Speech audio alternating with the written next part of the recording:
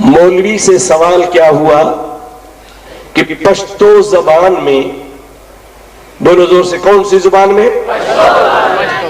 اور ایک مرتبہ، پشتو زبان میں کمینہ کی معنی ہے درویش، فقیر۔ تو مولوی سمیع الحق کا باپ عبد الحق اکوڑا خٹک والا وہ لکھتا ہے کہ کوئی گناہ نہیں، اس طرح کہنے والا کافر بھی نہیں ہوتا، یہ بات بری بھی نہیں کہہ سکتے ہیں۔ آؤ ذرا میں آپ کے سامنے اس کی وضاحت کر دوں۔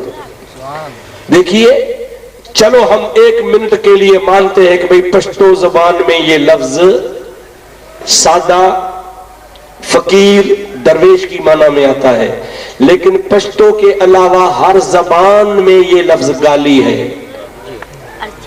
پنجابی میں گالی ہے، بلوچی میں گالی ہے، بروہکی میں گالی ہے، میرے دوستو فارسی زبان میں گالی ہے، سندھی زبان میں گالی ہے، ہر زبان میں، بقول ان کے ایک پشتو کو چھوڑو، باقی پوری دنیا کی زبان میں کمینہ لفظ گالی ہے۔ اب گالی آئے یا نہ ہے؟ باڑے چاہو گار آئے نہ صحیح۔ ہانے یہ لفظ چھا تھو مشترک المعنی، یہ لفظ چھاہے مشترک المعنی، معنی گڈ معنی ہوں تو سٹھی بھی خراب بھی۔